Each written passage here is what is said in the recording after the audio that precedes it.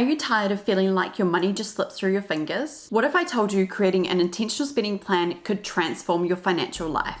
Imagine having a clear roadmap that not only allows you to manage your money, but also helps you to achieve your financial dreams. In today's video, I'll guide you through the process of creating an intentional spending plan. I also have a very special gift for you. I'll be sharing an Excel document that you can download for free to help with your budgeting process. It's a simple and practical tool that you can use to set up your intentional spending plan. You can get your very own free copy from the link down in the description box. As always, feel free to skip around the timestamps to save time today. Let's get into it. Step 1 is to understand your goals. Before we dive into the numbers, think about what you actually want to achieve with your intentional spending plan. Are you saving to buy a home? Maybe you want to go on a holiday, or maybe you want to build your emergency fund. Maybe you want to get out of debt.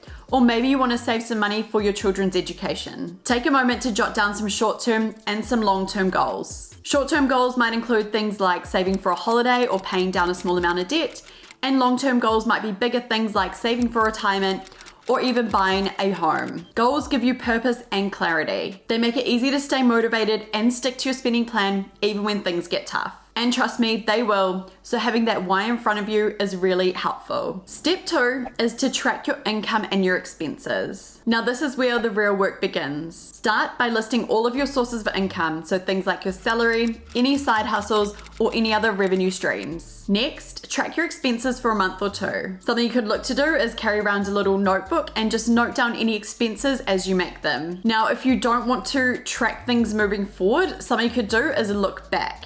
What you can do is download the last couple of months of bank statements and then look back at your expenses over the last couple of months and note them all down. Step 3 is to categorize your spending. Once you've listed out all of your expenses, then go through and categorize them into different groups. This will help you to make sense of your spending patterns and identify any areas that you could look to stop overspending in. My free intentional spending planner that you can download below has built-in categories already done for you. I've divided it into 3 categories: necessities, discretionary spending, and future you. Once you've entered everything in and grouped everything into different categories, you can then clearly see if there are areas that you're overspending. You can take some time to review and see where you actually want your money to go. So this leads to step 4, which is to actually create your intentional spending plan. Now that you know all of your income, you know all of your expenses and where your money is actually going, it's time to start setting some boundaries and get clear on where you want your money to actually go and put this plan in place. This is a time where you start to take back control of your money and tell your money where you actually want it to go. You could look to use the 50-30-20 rule as a guideline. How this works is that 50% of your income goes to needs,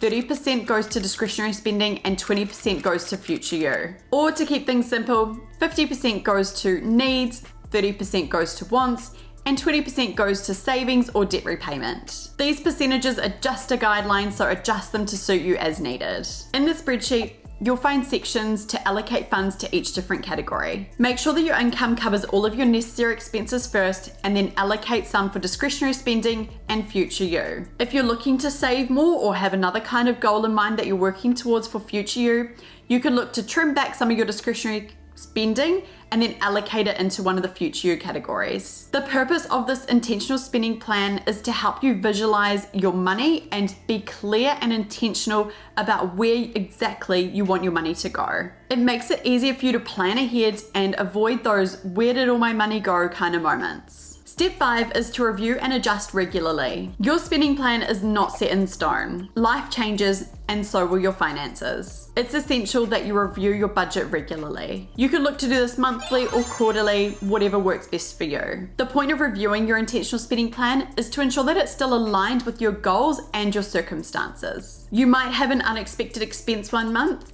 or have some extra income from a side hustle or a salary increase, or even a bonus. The Excel document makes it really easy for you to adjust your plan as needed. During your review, if you find that you're overspending in certain areas, you can then make adjustments to your intentional spending plan to help you get back on track. Remember, the key to getting ahead with your finances isn't perfection, it's consistency. Even if things don't go as planned, being aware and making adjustments will help you to stay in control of your finances. Step 6 is about the importance of having an emergency fund. As you create your spending plan, one of your priorities should be building an emergency fund if you don't already have one. Emergency funds are really important because they can help you to cover unexpected expenses and stop you from falling into debt. Ideally, you want to have between 3 to 6 months worth of living expenses saved. This might seem overwhelming, but don't worry, you don't have to do it all at once. Start with aiming for $500 and then aim for $1,000 and slowly build up from there. Having that safety net in place gives you peace of mind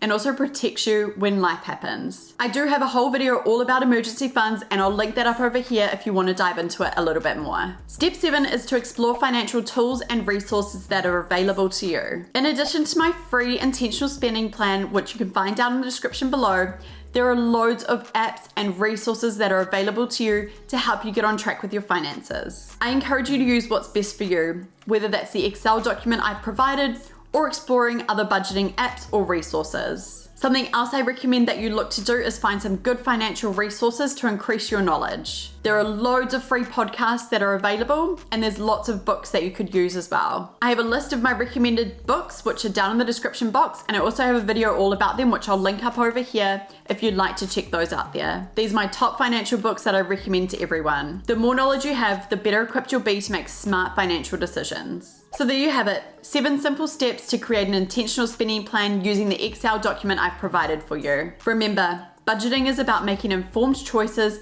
and aligning with your spending goals. If you've downloaded my intentional spending plan and are using it, let me know down in the comments. If you found this video helpful, don't forget to like and subscribe. Thank you so much for watching and I'll see you in the next one.